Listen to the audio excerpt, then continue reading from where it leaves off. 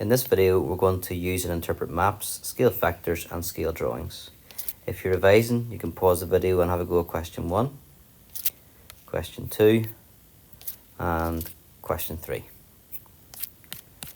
Okay, a bit of background about map ratios. Here we've got a map on the left-hand side of America, and 1 centimetre is equal to 940 kilometres. The left-hand side is representing the size this is on the map on your page. 940 kilometres then would be how far that distance would be in real life. So if it was 1 centimetre to here, that's actually 940 kilometres if you were driving in a car. But this, however, is not a map ratio. A map ratio is written without units, so the units would have to be consistent, first of all, to eliminate units. So we're going to do that here. If 1 centimetre is 940 kilometres, we could say that 1 centimetre is 940,000 metres times by 1,000 to get from kilometres to metres.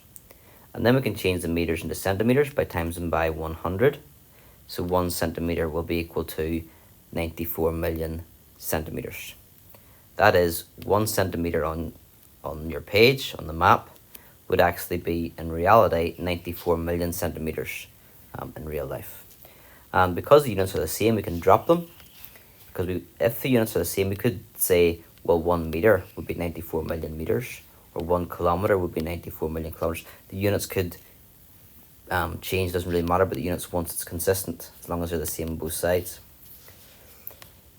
So the map ratio is 1 to 94 million. So this means everything in real life is 94 million times larger than it is on the map. Okay, so here then we've got a different map, and we've got that 1 centimetre is 160 kilometres. So if that's the case, then we could change that into metres by times them by 1,000, and 1 centimetre would be 160,000 metres times by 100 to get that into centimetres, and 1 centimetre is 16 million centimetres in real life, where the map ratio would be 1 to 16 million.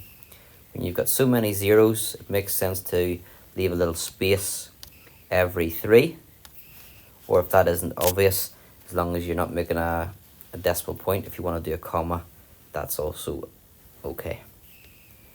So in that map, let's just summarise.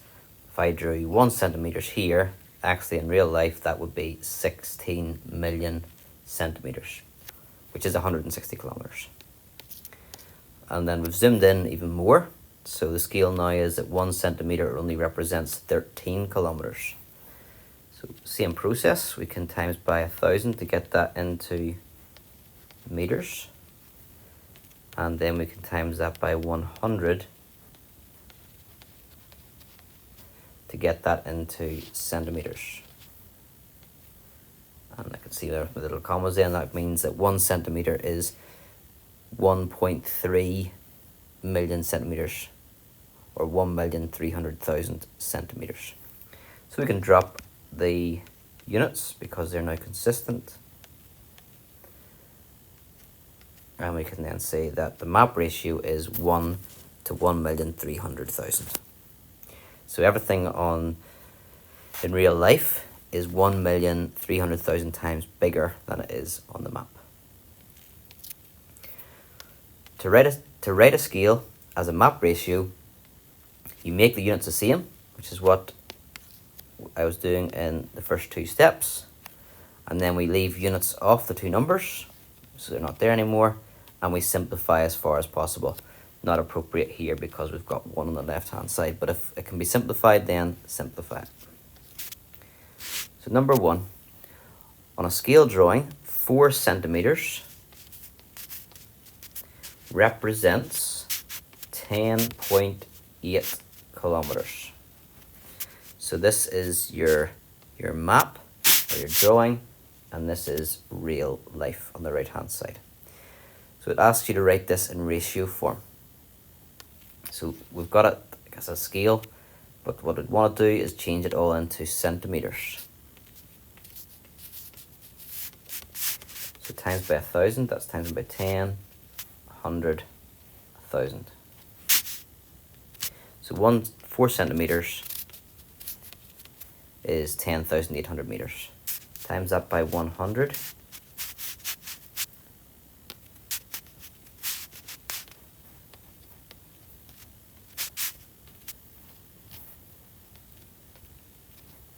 And we get that 4 centimeters is 1,080,000 centimeters. So we can drop the units, but we can also at the same time simplify this. Can we divide through by 4? And I couldn't find my calculator, so I had to pause the video. We're dividing both sides by 4. On the left you get 1, on the right hand side you get 270,000. They could be centimeters, but because they're both centimeters we can then drop the units. So the ratio is 1, and I've got an equal sign there. Really I shouldn't have that. I don't know why. That's bad practice. It should be the 2 dots, colon. Okay, so 1 to 270,000. Number 2. A plan is drawn to a scale of 1 to 50,000. Part A. What is the real distance represented by a distance of 4.3 centimeters on the plan? Give your answers in kilometers. So, the plan is drawn to a scale of 1 to 50,000. That means that 1 is what it is drawn, and 50,000 is what it's in real life. So we have a distance of 4.3 centimeters that's on the plan, which is like the left hand side, I suppose. And if you've got a ratio of 1 to 50,000, if you want to go from the plan to the real life, what you're doing is you're multiplying by 50,000, because everything in real life is 50,000 times bigger than it is in the plan. So if we have 4.3 centimeters, we multiply that by 50,000. You could maybe get that on a non-calculator exam, but most likely to be calculator. That gives you 215,000, and that would be centimeters because the 4.3 was in centimeters, and the units stay the same. Now, you wouldn't talk about anything in real life being 215,000 centimeters, and indeed the answer has to be in kilometers. So you'd want to change that to make the units a larger scale for the unit. So we could change it into meters. Don't do too big a jump. If we change it into meters, we're dividing by 100, so we get 2,150. And when we change that into kilometers, we're dividing by 1,000, so we get 2.15 kilometers. Part B. What distance on the plan would represent a real distance of 7.2 kilometers? So 7.2 kilometers. That's the real distance. To go to, we're going to go from the right hand side this time, from the real, back to the drawing, which will be actually 50,000 times smaller. So we'd want to divide that by 50,000. But because that's already a small numerical value here, I'd like to change the units first to make dividing by 50,000 that little bit easier. So if I times by 1,000, I get 7,200 meters. And if I times that by 100, I get 720,000 centimeters. So we now need to change this 720,000 centimeters into what it would be on the plan. So we're dividing by 50,000, because everything on the plan is 50,000 times smaller. You can write divide by 50,000. I have, but a fraction is the same as a division. And if I do that, then I can actually divide by 10, 100, 1,000, 10,000, and we're left just with the calculation of 72 divided by 5, which you could do non-calculator, and we get 14.4, and in this case that would be centimeters, because we already have everything in centimeters. So 7.2 kilometers is actually 720,000 centimeters, and in real life that would be 50,000 times smaller. So we divide by 50,000, so it would be 14.4 centimeters on the plan, on the map. Okay, we then have scale drawing, question on that, and just to give you a little bit of a background on scale drawing. A scale drawing is a smaller or possibly larger drawing of an original object or diagram. If 1 centimeter on the drawing represents 1 meter on the real object, then the scale of the drawing is 1 centimeter equals 1 meter. A scale drawing does not change shape compared to the original, just the size. So if you've listened to anything about similarity, this will create a similar shape. So in scale drawings, the lengths of the sides change, but they'll stay in proportion, and the sizes of the angles stay the same. So you get a similar shape.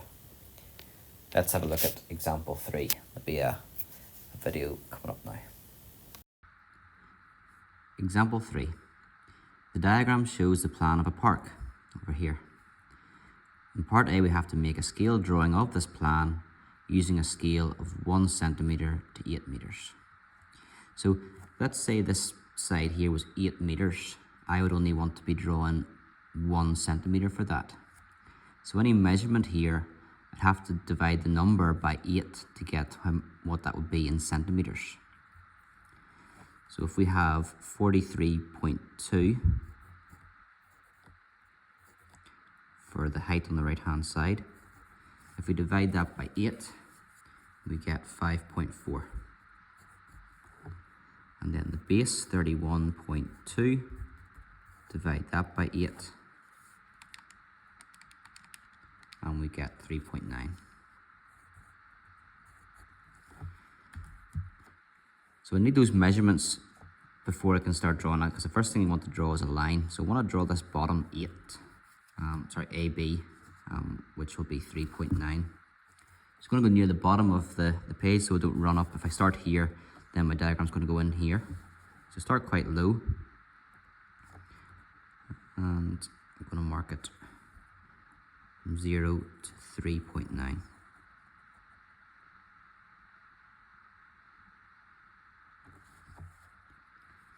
So that is A, B, that 3.9 centimeters. At this level, we'd be happy enough, I suppose, just using our protractor. I think you might get away with it at this level of question, just trying to go straight up. But strictly speaking, if you're going to be accurate, getting your 90 degrees there, you can get your protractor. This is where the angle is, so it's going to be at B. And then once you get it at B, the 0 line has to be along the line that we're making the angle from. So rotate it round. Make sure it's at the end, not somewhere else, has to be at the end as well. And then we've got this marker for 90 degrees, so make sure that the line we draw upwards is indeed perpendicular or at 90 degrees to AB. So we have 43.2, which is actually 5.4. So I get my pencil and put it at B. I knock the ruler into it and line the ruler up with the marker. And then I need to make it 5.4. So there. So we've got our 90 degrees. We've got, this is now C. And we're only told now that we've got 58 degrees here and a right angle here. We don't know any distances. I'm going to do the right angle here first of all. And like the last time, get our protractor at A, swing it round so the line is on AB. The 0 is on AB. This time it's going to be on the right hand side. Make sure it's not to the left or to the right. Make sure it's exactly on the end. Go from 0, count it round. This time we're counting the inside, because notice we're counting from 0. So 0 is on the inside and 90 degrees is here. Now we don't know how long that line is. It's not going to be as long as what I draw it, but I'll just draw it on here for now. We then have 58 degrees here, So we get our protractor. This is the line that we're going to measure from out, 58 degrees. So the 0 line is going to go on here. And we make sure that the point center is on the end. 0 is on the outside this time. And we're counting to 58 degrees, 10, 20, 30, 40, 50. 58 is here, little mark. So this 58 degrees angle is at C, so we start at C. We line a ruler up with that marker, and we can draw a line going through the marker. Should have marked on the 43.2 is 5.4. Mark on that that's 58 degrees. So you can see in a scale drawing, the angles don't change, but the size of the sides will do. So that's part A. Part B. Leave these here on because they're called construction lines. They show that you've actually done it correctly. If you didn't have those, they might think you're just winging it. So use your scale drawing to find part 1, the real distance AD. So the real distance AD, I need to know what it is in the diagram, so I should have marked on D there. I'm going to measure that, and if I measure it, I get 3 centimeters. So 3 centimeters. If we're going to go to the real distance, 1 centimeter is 8 meters, so you're going to have to scale it up. You're going to have to times it by 8, which should be 24 meters. Just do a little lower the gap because they're not equal to each other as such. That's the diagram, that's in real life. So that's B, that's part 1 of that. Part 2 is to find the real distance DC. That's this diagonal here. So if I measure that, I get 4.5. I think it should be 4.5 centimeters. Times that by 8 to get the real distance. So 8 fours are 32, 8 halves are 4, so that's 36. 32 and 4 give 36. And then part 3, find the size of the angle ADC. A to D to C means we're going to work out this angle here. So to do so, we put our protractor along. I'm going to use this line as my 0, and this is where the center of the compass is going to go, a little cross. Make sure I've got the cross on there, make sure I've got it lined up at 0, and we're counting from the 0, which is on the inside. So 10, 20, 30, 40, 50, 60, 70, 80, 90, 100, 110, 120. Look, mine's a bit more than 120. I've got 121 on mine. Now you might do that and get 120. Could be 122. Depends. It's very hard to be completely accurate with a diagram that size. They'll give you a tolerance. Got a feeling 120 maybe was the perfect answer for that.